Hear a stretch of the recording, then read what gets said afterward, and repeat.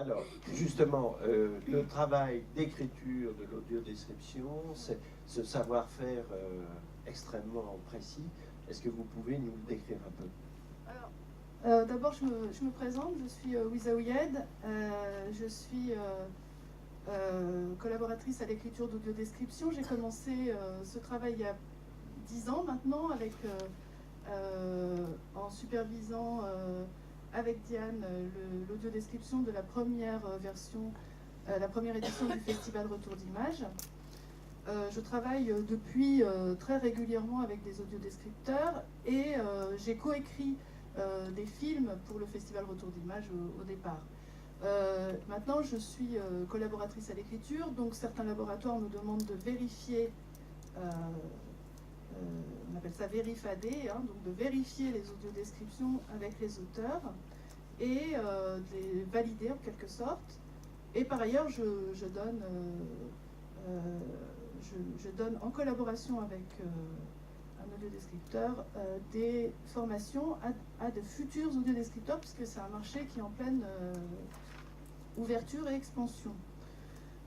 Donc moi, ce que je voudrais redire, ce qui ne contredit en rien tout ce qu'a dit Diane, c'est que l'audiodescription, le but d'une bonne audiodescription, c'est de donner à la personne aveugle ou malvoyante, de lui restituer une expérience de l'œuvre cinématographique ou audiovisuelle la plus proche possible de celle que vous, personne voyante, vous vivez.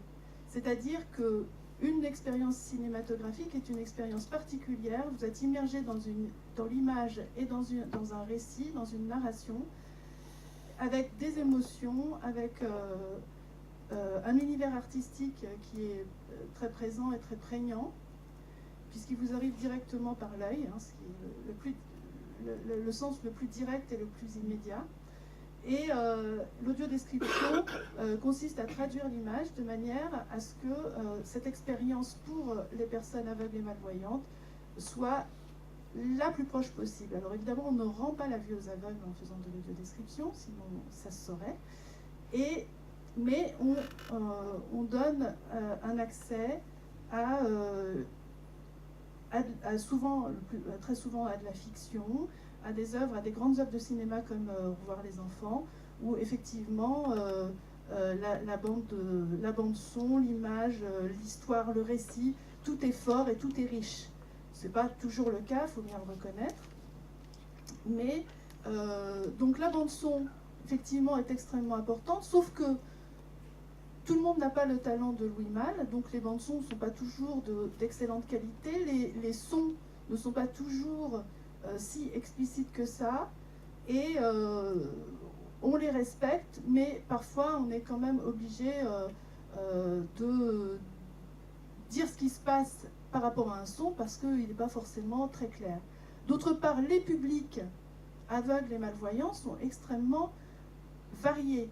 Il y a les aveugles de naissance ou malvoyants de naissance ou depuis l'enfance, qui sont des gens qui ont regardé beaucoup de films sans audiodescription, souvent, qui ont l'habitude de reconstituer ce qui se passe à partir des sons dans leur tête. Mais il y a aussi, et il y aura de plus en plus de personnes qui deviennent aveugles tardivement, des personnes âgées, des gens qui sont très malvoyants mais qui perçoivent encore un peu. Donc tout ça, ça donne la complexité du travail de l'audiodescripteur, parce que c'est pas parce qu'on parle à des aveugles, par exemple, qu'il ne faut pas parler de couleurs, ou qu'il ne faut pas parler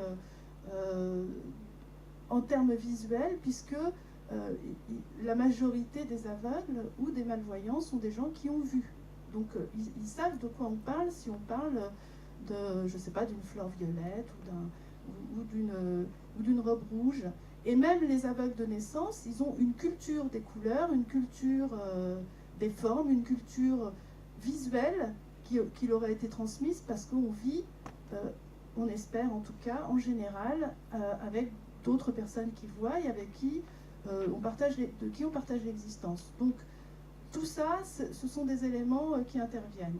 Le travail du vérificateur en audiodescription, c'est un travail qui demande un rapport à l'écriture, un rapport au cinéma, un rapport à l'image, et donc une culture de tout ça, parce qu'il ne s'agit pas seulement de dire j'ai compris ou j'ai pas compris, parce que ça c'est relativement simple, quelques clés permettent de comprendre. Par contre, il y a,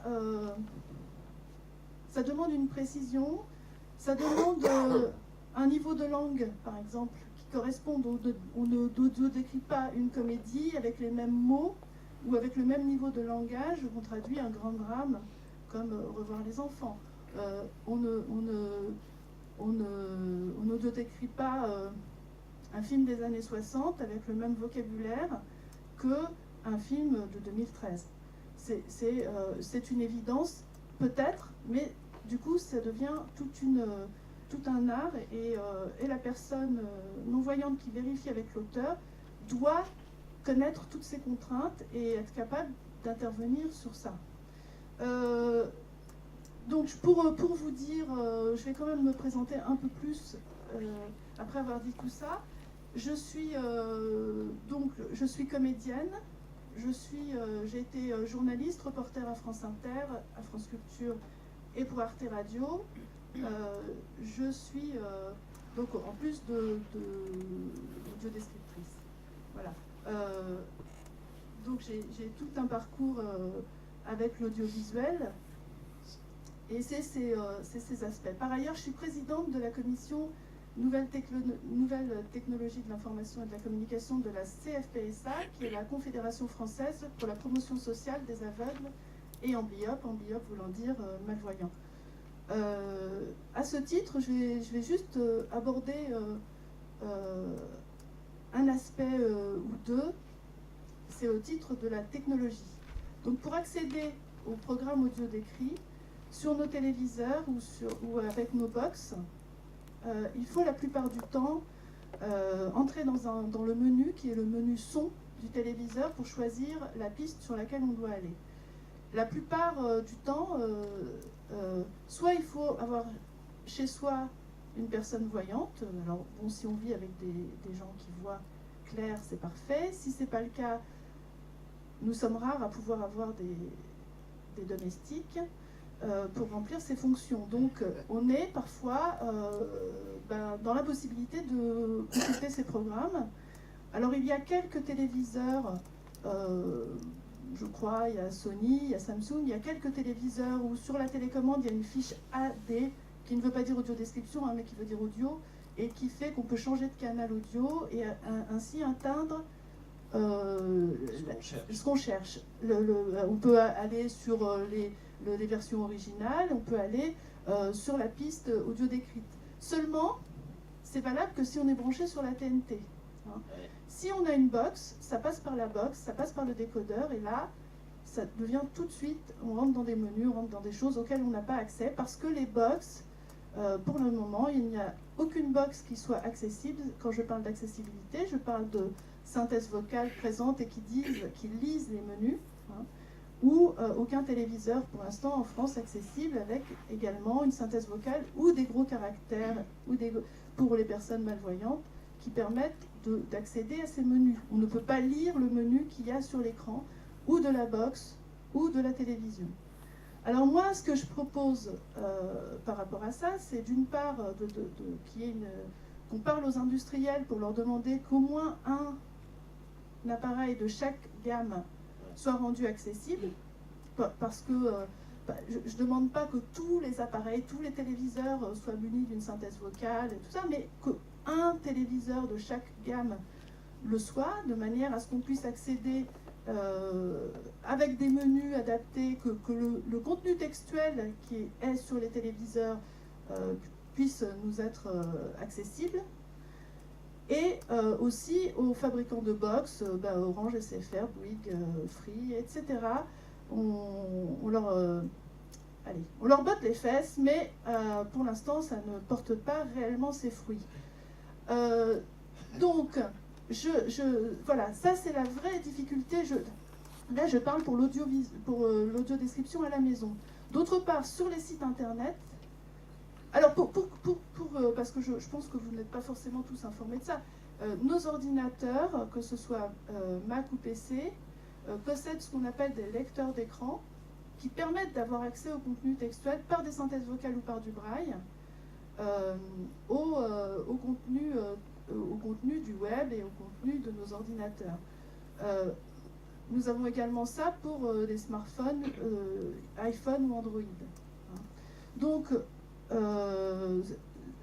tout ça veut dire que ces technologies existent, qu'elles sont sur nos smartphones et qu'elles sont sur nos ordinateurs, parce qu'aux États-Unis, l'accessibilité est obligatoire et que donc Apple a été contraint et s'est contraint à développer l'accessibilité nativement sur ces appareils.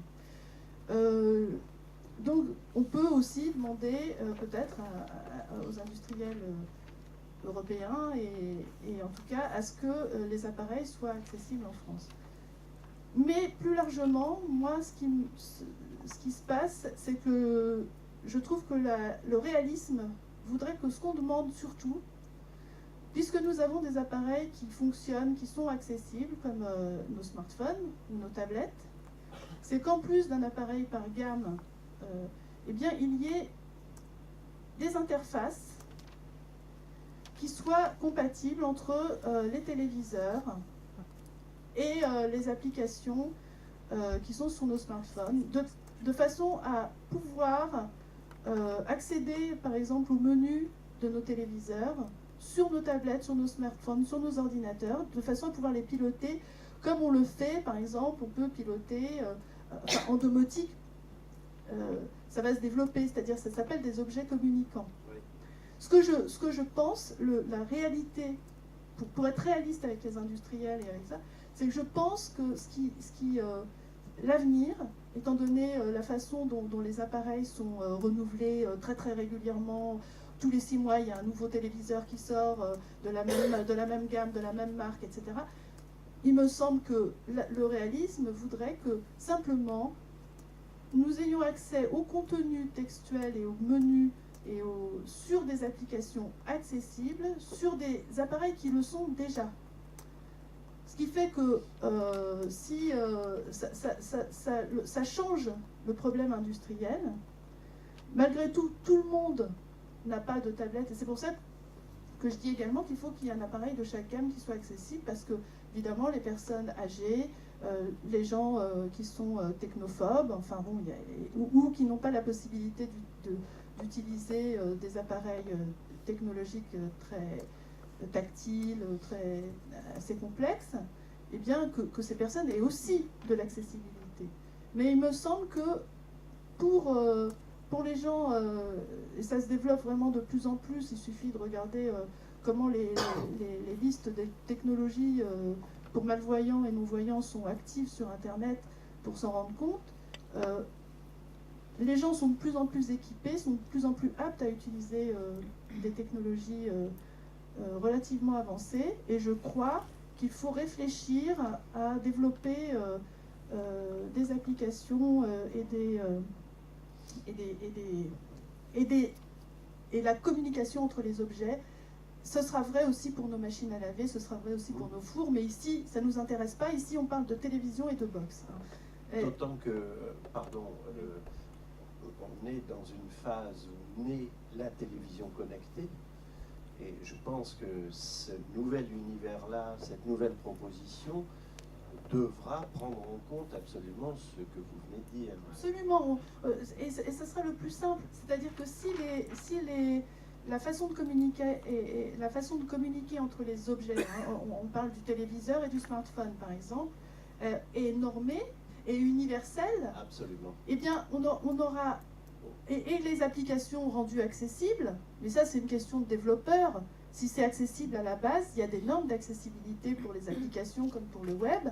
Si elles sont appliquées, il y aura plus, enfin, ça gommera considérablement les problèmes d'accessibilité. Dire il n'y aura plus, comme je vous l'ai dit pour l'audiodescription, ça ne rendra pas la vue aux aveugles, ou ça, mais enfin, ça facilite l'apport de la technologie, l'apport des ordinateurs et tout ça. C'est extraordinaire pour nous. Oui, mais non, mais oui, pour les autres, pour tout le monde, mais pour nous, c'est l'accès aux livres, c'est l'accès à la culture, c'est l'accès à la presse.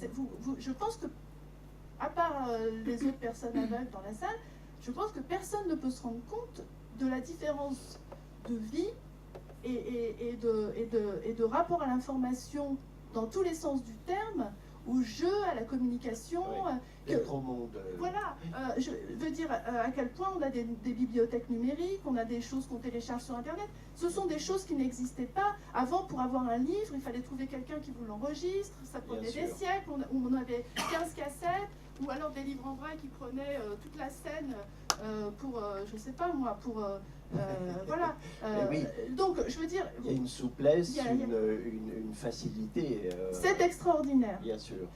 Alors, on parlait des liens sur le web. Moi, par exemple, puisqu'on parle de... tiens, on est à France Télévisions ici, il y a le Plus. Moi, j'ai accès à l'application, d'accord, sur mon iPhone. Je savais bien que ça allait nous retomber dessus, mais allez-y. Mais non, c'est pas une critique. Non, attendez. Juste, pourquoi vos versions audio décrites ne sont pas sur le Plus? Depuis 2 semaines. C'est vrai? Sur iOS et sur le player web. Eh bien, magnifique. Bravo. Merci d'être venu. Bravo. Voilà. C'est super. Alors, bravo. Je dis plus rien. Il y a Mais... le sous-titrage avec. Mais il est très petit. Alors j'avoue que c'est pas... Mais ça vient. Voilà. Mais c'est Apple, ça marche bien.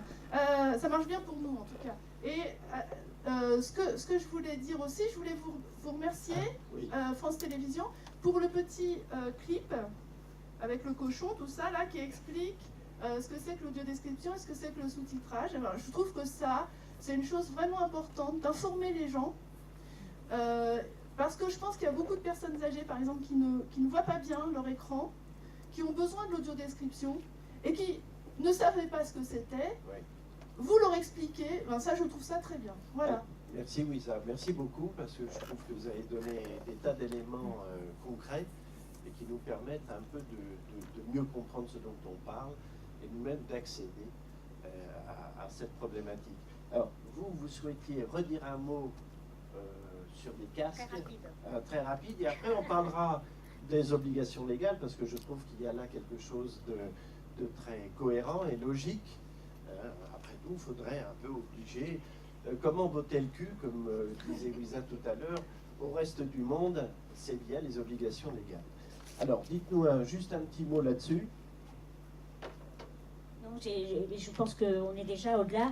À la fin de ma présentation, je voulais faire un petit résumé des problématiques de matériel. Puisque l'équipement des salles, alors pour le cinéma, il y a 2 problématiques qui se posent. L'équipement des salles, pour le sous-titrage, il n'y a pas d'équipement nécessaire. Le sous-titrage est inclus dans la copie numérique et il peut se diffuser pour tout le monde si on active le sous-titrage et s'il est présent dans la copie, bien sûr. Et là, c'est une question de vivre ensemble.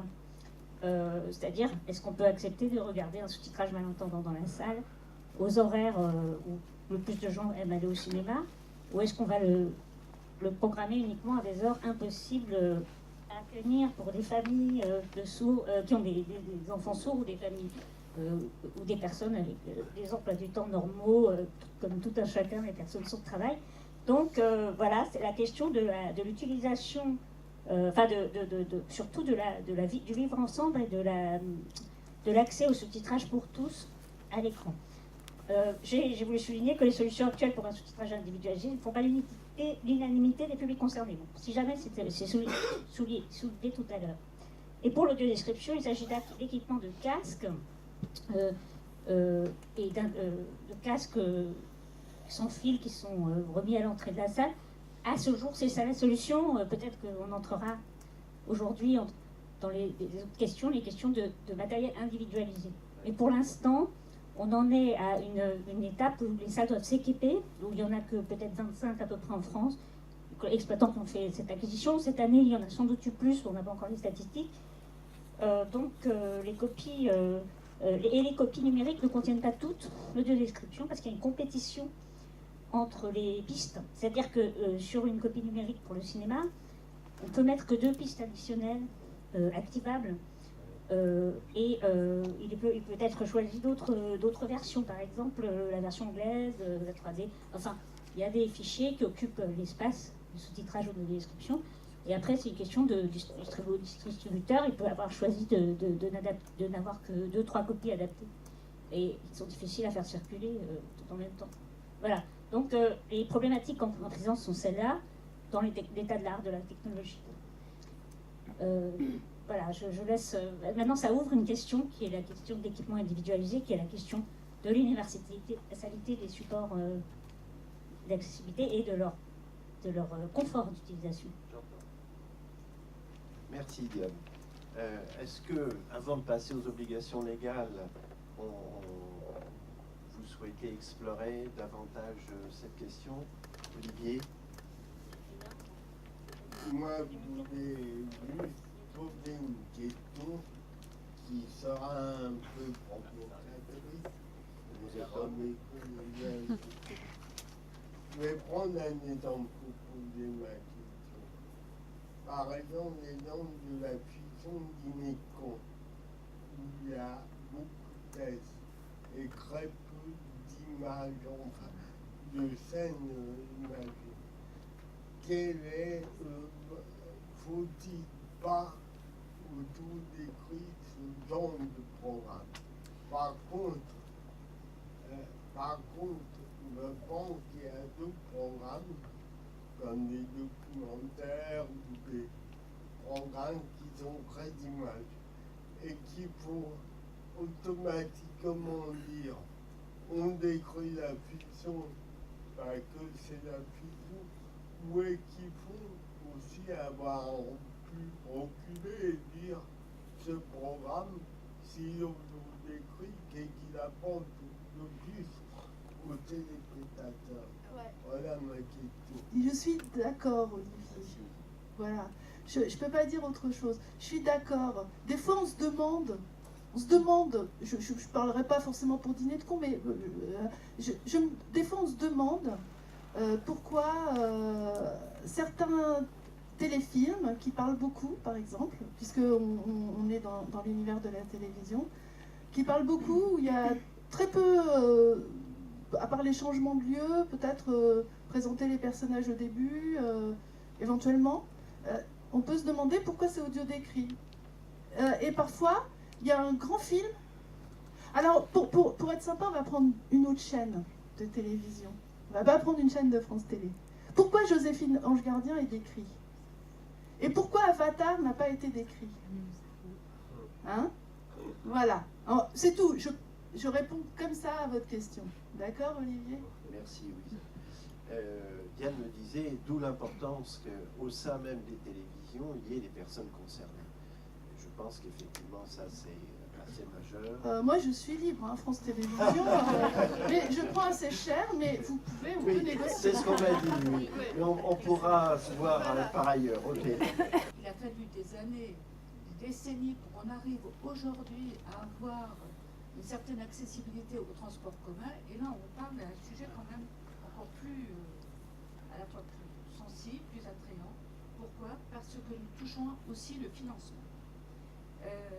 Quand madame, vous avez parlé des industriels, je ne pense pas que le problème soit au niveau des industriels. Il y a beaucoup de chercheurs, il y a un travail inouï qui a été fait à ce niveau-là, que ce soit bien au niveau du numérique, de l'image, du son, etc.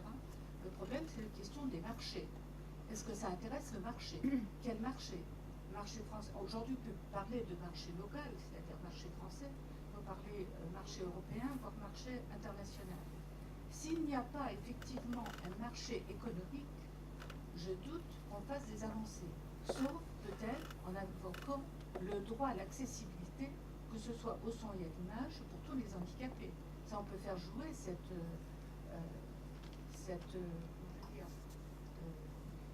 réglementation, même vis-à-vis de la Cour de justice, la Cour des droits de l'homme. Oui.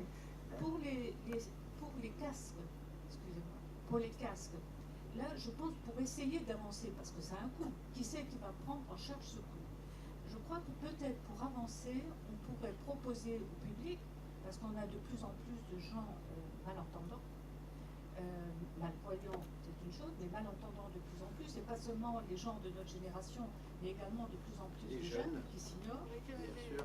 Et ces casques pourraient Bien sûr. être achetés, donc vendus pour le tout public, mais là, se posera la question de la connexion au niveau du fil. Et ça ne doit pas être un problème insurmontable c'est pour de ça cette que- connexion. C'est pour ça que ce que je disais à propos des objets communicants et des normes qui doivent être universelles de connexion entre les appareils, entre guillemets, hein, c'est pour ça que c'est valable aussi pour ce que vous dites. Moi, je suis d'accord, je trouve qu'on peut très bien envisager d'avoir...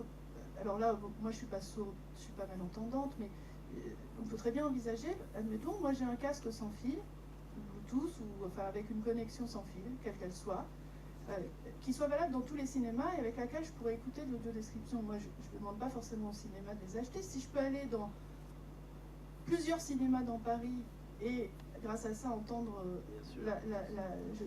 pourquoi pas m'acheter un casque? Ça me dérange pas.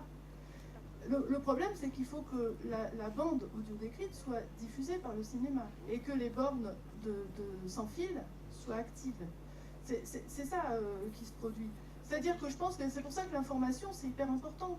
Il y a pas que enfin, il y a du financement, il faut du financement. C'est pas gratuit tout ça. On va y revenir. Mais ensemble.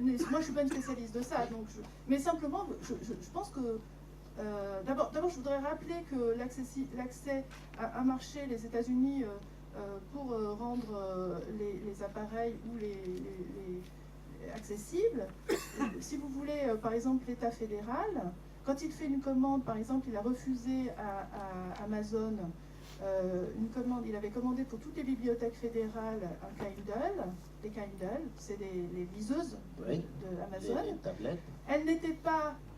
Comme elle n'était pas accessible, et ben Amazon a perdu ce marché parce que l'État fédéral ne leur a pas pris ce marché. Ils ont perdu 30 000 ventes.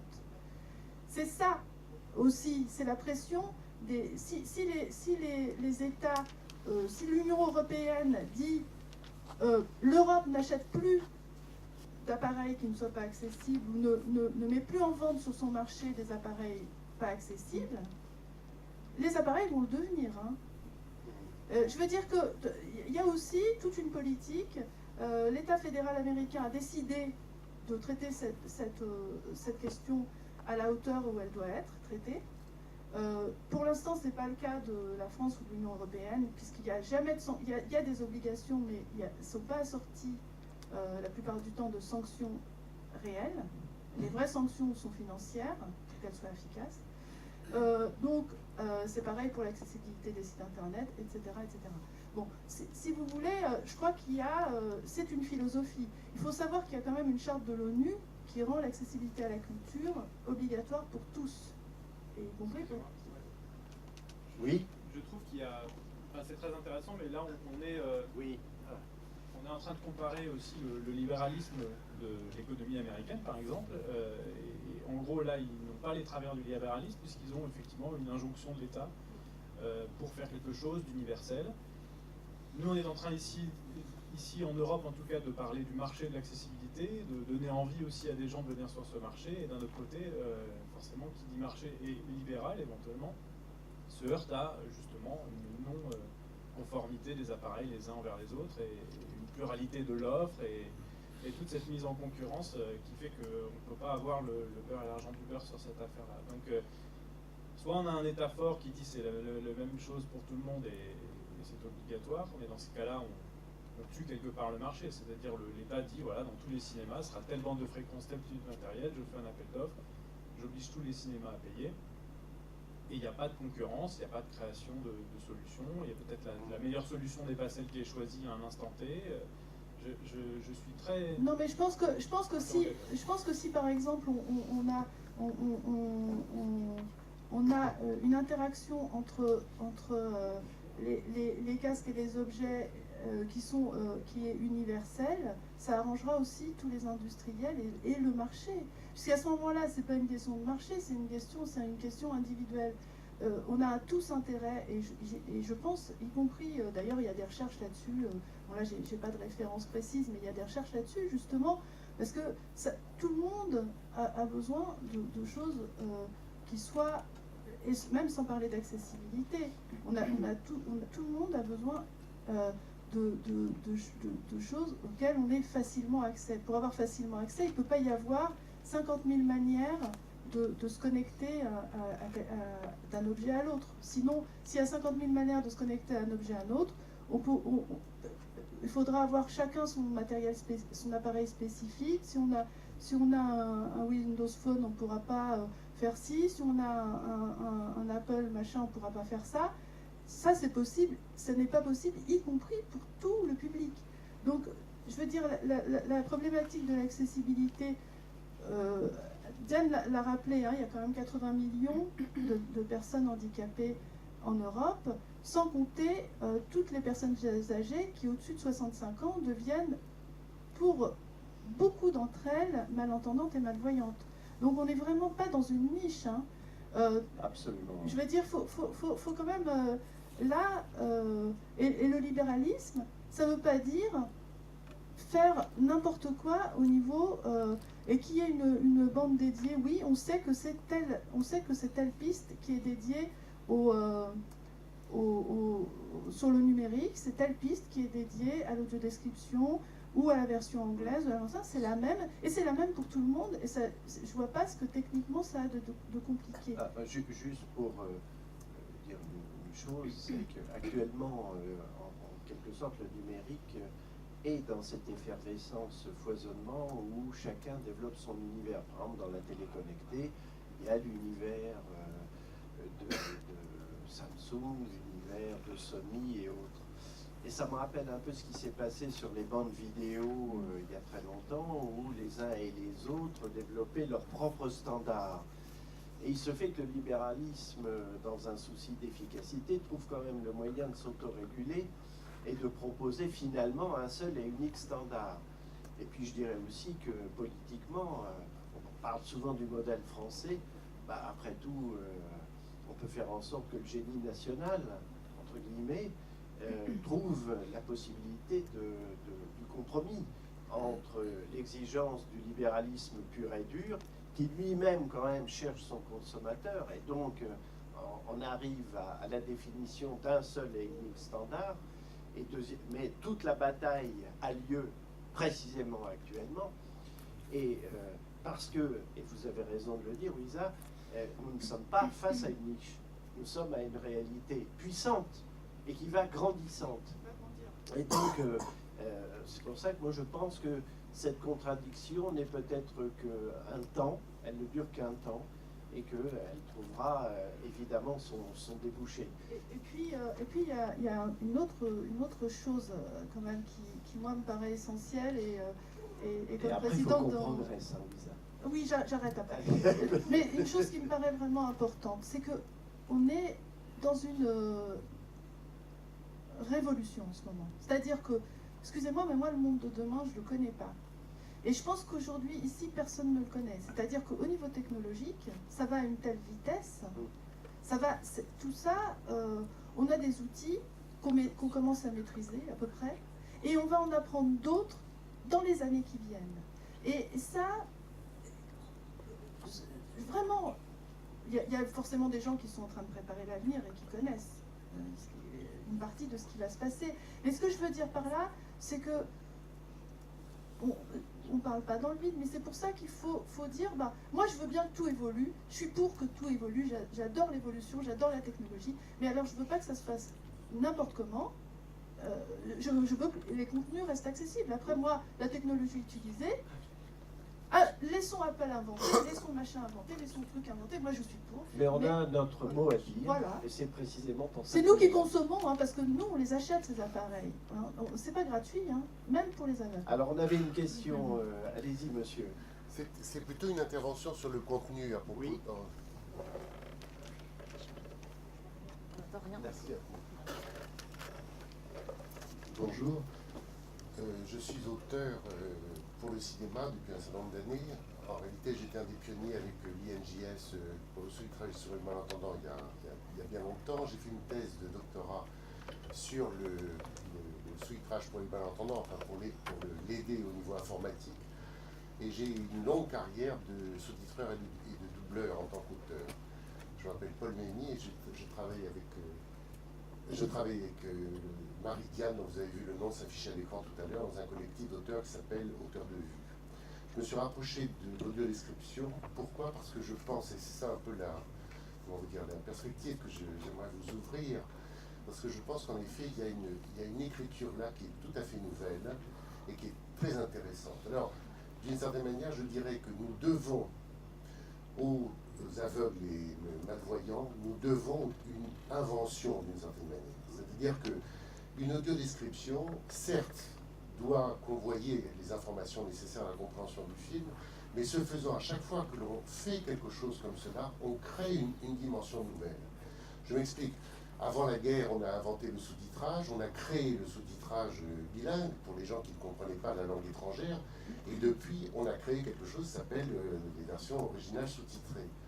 Vous avez tous expérimenté, quand vous voyez un film sous-titré, cet étrange aller-retour entre ce que vous comprenez de la langue originale du film, et puis donc votre traducteur, si vous voulez, interne, et puis en même temps votre jouissance de la langue traduite par le sous-titre, et donc vous avez une sorte d'interaction comme ça, interlinguistique qui s'opère en permanence. Et très souvent, même quand on est bilingue, finalement on prend plaisir à regarder un film sous-titré.